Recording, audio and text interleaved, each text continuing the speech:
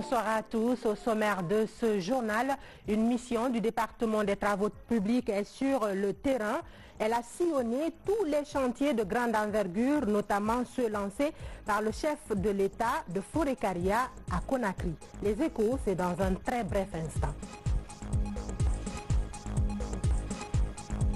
Également dans ce journal lutte contre la drogue, un front commun société civile services spéciaux, un protocole d'accord est signé avec un objectif très clair, celui de lutter contre la vente et la consommation de la drogue.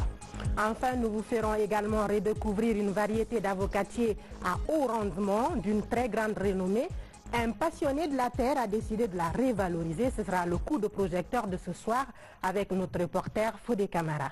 Mesdames et messieurs, bonsoir, bienvenue dans ce journal. Je vous le disais à l'instant, le suivi des chantiers de construction des routes se poursuit du côté du ministère des Travaux publics. Une mission vient de visiter les travaux routiers lancés par le chef de l'État en sillonnant tous les chantiers de grande envergure de Forécaria à Conakry. Lancé Kamisoko, Ansoumane Toumani Camara. Koya Farmoria, frontière sierra-léonaise, via Forécaria, est un tronçon long de 75 km. Sa reconstruction sera exécutée par deux entreprises, Elan Chine et CGC. Au passage de la délégation ministérielle, toutes les deux ont terminé l'identification des sites de carrière et s'apprêtent à démarrer les travaux de terrassement. Cela après l'installation des bases vie et des unités techniques. Ici, Koya, jusqu'à Saint-Denis frontière. CGC, c'est travail lourdé, c'est 40 kg. Maintenant, CGC, contrat signé, c'est fini. Commencez le travail, base. CGC base. Base de vie. Maintenant, saison bruit là, la l'eau de ou cassée, CGC. Maintenant, c'est bien la route. En attendant les travaux proprement dits sur cette transcontinentale, les entreprises contractuelles sont déployées pour l'entretien de cette route dont la reconstruction bénéficie du financement de la BAD, de l'Union européenne et de l'État guinéen.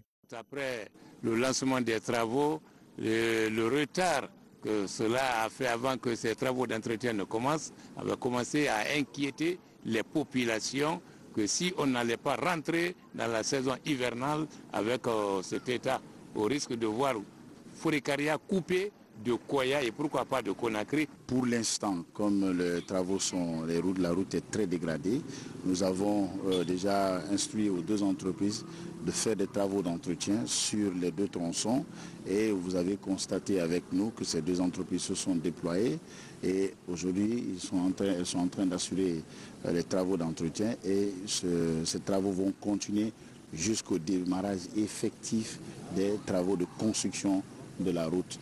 Après Forécaria, la mission ministérielle de suivi s'est rendue sur la transversale numéro 10 à Kuntia. Ici évolue l'entreprise Gicopress pour la construction de près de 4 km reliant l'autoroute à la route Le Prince jusqu'à Ansoumania du côté de Doubreka. À part le rond-point de la T10, la réalisation de ce pont de 130 mètres linéaires évolue bien selon les constats faits.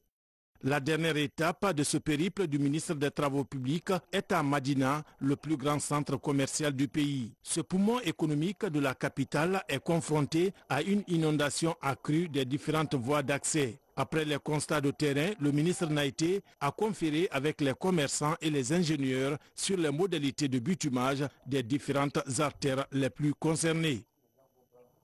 Par ailleurs, au ministère guinéen des Mines, les réflexions portent en ce moment sur la réglementation du secteur des agrégats de construction.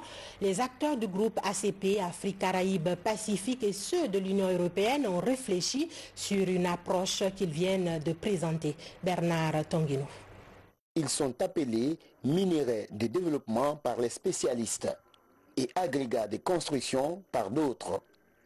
Le gravier, le sable, le granit, l'argile et d'autres restent sollicités, notamment avec l'explosion du secteur de la construction.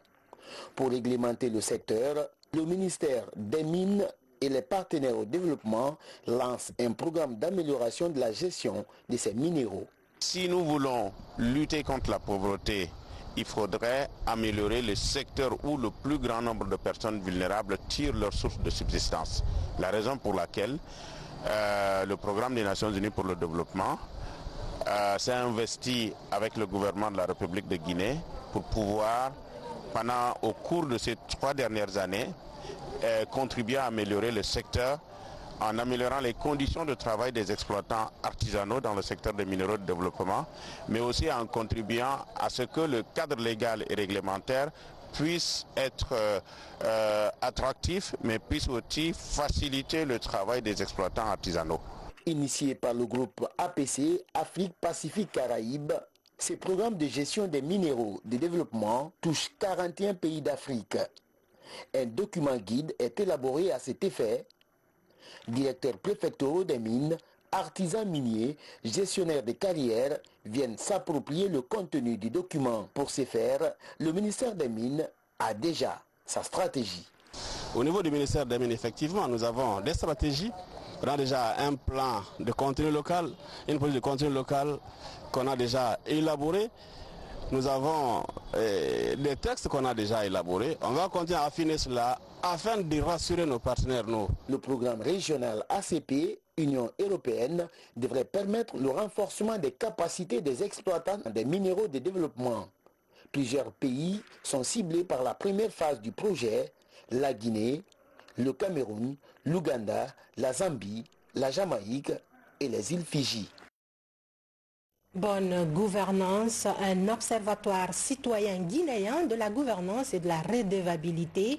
C'est le nouvel outil déniché par le Conseil national des organisations de la société civile guinéenne. Il va permettre de former les citoyens sur le contenu des codes de collectivité pour un meilleur contrôle de l'action gouvernementale. Aboubakar Diaby, reportage.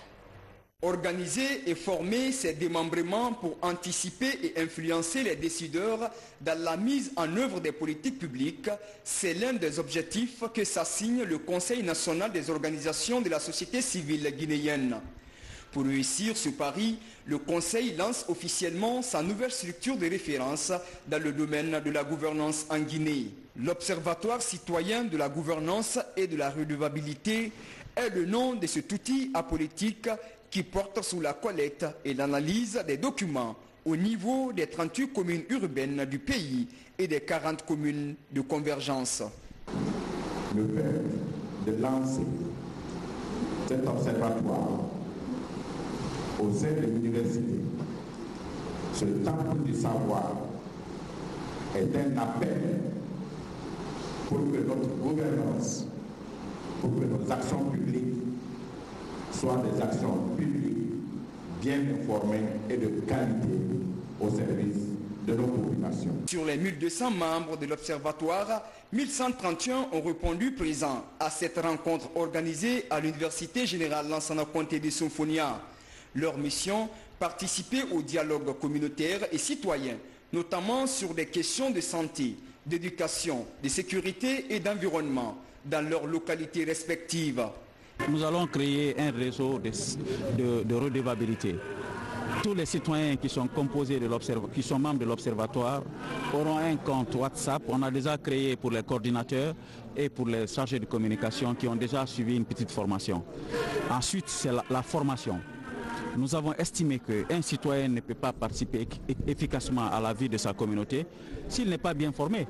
Alors nous allons leur donner les outils et les informations qu'il faut pour les permettre de savoir ce qui est fait pour le quartier dans le domaine de l'assainissement, dans le domaine de la santé, dans le domaine de l'éducation, dans le domaine des infrastructures et surtout dans le domaine de la prévention et de la gestion des conflits. Au terme de cette rencontre d'échange et de partage d'expériences, les membres de l'Observatoire ont prêté serment devant ces autorités locales dans le seul but de jouer pleinement leur rôle au bénéfice des populations. Dans l'actualité également, comment gérer les fonds destinés au fonctionnement des hôpitaux et des directions préfectorales de la santé? La question préoccupe l'inspection générale des finances, une inspection qui veut désormais changer de stratégie quant à la gestion des fonds alloués par l'État et les partenaires techniques et financiers pour le bon fonctionnement des structures sanitaires. Tcherno Maroufba, Al-Gassimoubar. C'est une rencontre consacrée à la gestion efficiente des fonds alloués aux hôpitaux et directions préfectorales de la Guinée. Venus des régions administratives de Kindia, Boké, Mamou et Labé, ces gestionnaires financiers s'approprient les nouvelles techniques de gestion. Le cadre légal, réglementaire en gestion publique et la gestion budgétaire et justification des dépenses sont autant de thématiques en débat. Notre rôle va au-delà de la répression. C'est dans ce sens-là, à travers une mission qui a été demandée par l'UNICEF, l'inspection générale des finances a audité les différents services. On s'est rendu compte qu'il y avait des choses à corriger au niveau des services, des différents services de la santé, parce qu'il y a des fonds, des partenaires techniques et financiers qui sont mis à disposition, dont l'utilisation laisse à désirer. Cette rencontre de 10 jours doit permettre à ces régies financières des hôpitaux de cerner tous les enjeux liés à la gestion et aux dépenses publiques. Déjà, les participants sont conscients des défis qui les interpellent. L'année 2018, le PEV, le programme élargi de vaccination, à travers Gavi, qui est un partenaire technique et financier, a eu à faire des audits à l'intérieur du pays. Mais par manque de personnel qualifié dans ce domaine, assez de dérapages par-ci par-là ont été constatés. C'est pour corriger l'ensemble de ces insuffisances-là que cette mise à disposition par l'inspection générale du ministère de l'économie et des finances a été initiée et mise en œuvre. Il s'agit d'aider ces cadres évoluant dans ce secteur de comprendre la gestion des fonds alloués aux services déconcentrés.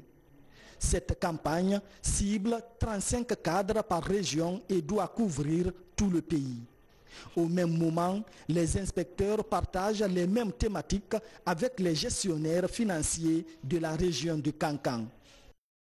Sur un tout autre plan, les services spéciaux de lutte contre la drogue et la fondation Monde sans drogue signent un protocole d'accord, un partenariat dont l'objectif est très clair, lutter contre la vente et la consommation de la drogue en République de Guinée. Alpha Siagaba.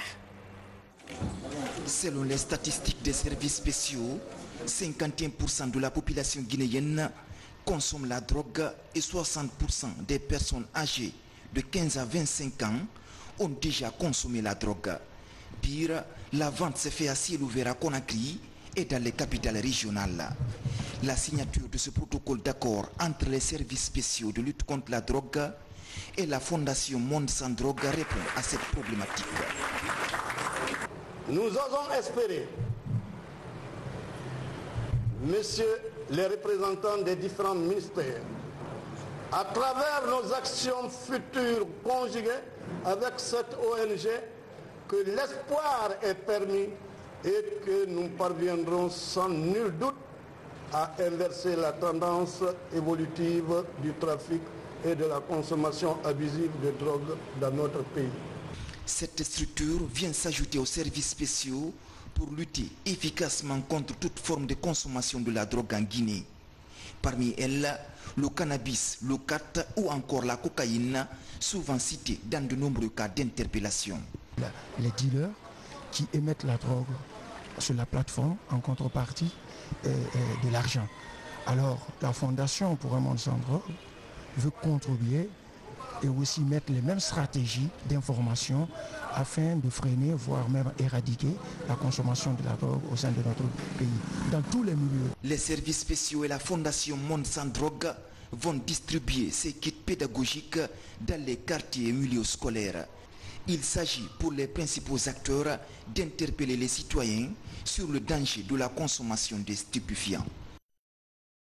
Et puis, tenue à Mamou de la 5e réunion du comité de pilotage du projet de développement agricole Kindia Mamou, une réunion financée par l'agence belge de développement, elle a permis de passer en revue les acquis du projet, mais surtout d'apprécier le niveau d'exécution des actions réalisées sur le terrain. Mamadou Paté Baldi.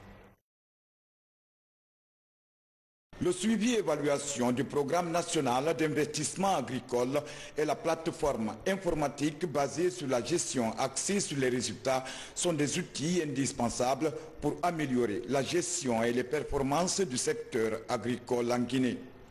Pour atteindre cet objectif, le projet d'appui au secteur agricole de Guinée tente d'amener les acteurs de terrain à une parfaite maîtrise de ces outils qui contribuent à l'essor de ce secteur au bénéfice du monde rural. La nouveauté, c'est de rendre automatique, c'est-à-dire d'automatiser tout ce processus de collecte, de traitement et de remontée de l'information, c'est-à-dire à travers un outil informatique, à travers un logiciel sur lequel on est venu former une centaine de cadres aujourd'hui à Mamou. Ça fonctionne, c'est un outil informatique comme les autres qui est là, qui a besoin d'une connexion Internet et donc un ordinateur. Et chaque utilisateur est structuré à l'intérieur de sorte qu'il saisisse les activités en termes de suivi et puis en termes de résultats. Dans la mise en œuvre de ce programme, notre pays bénéficie de l'appui technique et financier de la Banque mondiale. Il s'agit pour les départements de l'élevage, de l'agriculture, de la pêche et de l'environnement concernés par le projet de s'impliquer dans son exécution en tant qu'instrument privilégié de développement agricole durable et de sécurité alimentaire et nutritionnelle en milieu rural. On avait avant l'habitude de travailler, naviguer à vue, mais à partir de cette formation, nous avons non seulement l'outil PTPA, mais voilà maintenant que nous sommes avec la plateforme informatique de Segar. Les deux rapprochés, ça nous permettra de faire un suivi rapproché de toutes les activités que nous menons au niveau de nos régions respectives. On n'arrivait pas, c'était un peu difficile pour nous vraiment de faire nos rapports. Mais avec ce qu'on a vu, la plateforme Segar, on a vu qu'il y a eu un grand changement et que vraiment ça va nous permettre de bien vite évoluer. Cette initiative du gouvernement guinéen pilotée par le projet PASAG est une manière d'encourager les producteurs à mieux s'investir et de responsabiliser les cadres des structures déconcentrées et les communautés à la base à participer à ce programme en vue de renforcer la sécurité alimentaire en Guinée. Je vous le disais dans les titres, coup de projecteur ce soir sur une variété d'avocatiers à haut rendement dont la renommée dépasse les frontières de la capitale des agrumes.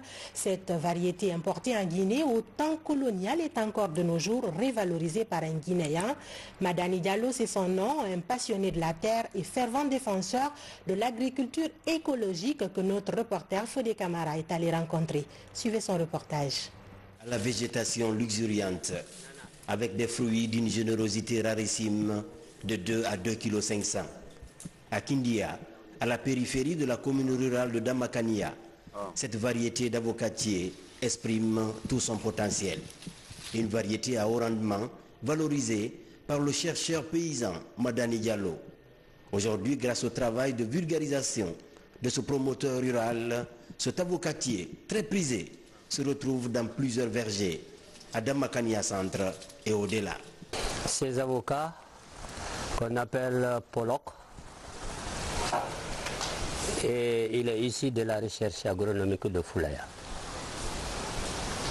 Sa spécificité, c'est d'abord la taille. Vous avez des fruits qui peuvent faire 2,5 kg. Et celui-là, il fait 2 kg. Et ils sont très productifs. Vous avez un plant qui peut vous donner 800 à 1 tonne 200 de fruits.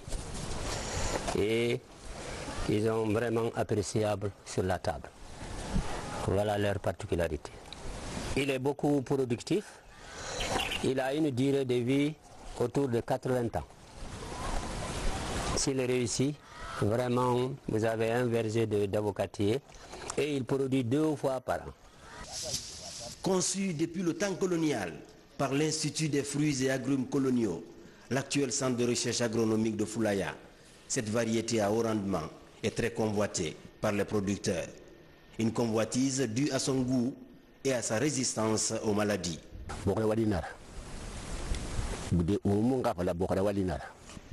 Madani a commencé par des orangers. Aujourd'hui, cette variété d'avocatier a eu de la force. Elle n'a même pas besoin de publicité. Le seul coup d'œil suffit. En plus, nous bénéficions grâce au soutien de Madani Diallo de bons plants d'avocatier et de palmiers, sans oublier de bonnes semences de riz. Parallèlement à ses activités au centre de recherche agronomique de Foulaya, ce producteur soixantenaire met ses 40 ans d'expérience de chercheur à la disposition du monde rural. Adama Kania, à l'image de l'avocatier, du palmier nain, du bananier, du maïs et du riz, ce domaine de 6 hectares de Madani Diallo s'apparente à une école à ciel ouvert pour l'apprentissage à grande échelle des bonnes pratiques de production du riz bio, très capricieux et respectueux de l'environnement.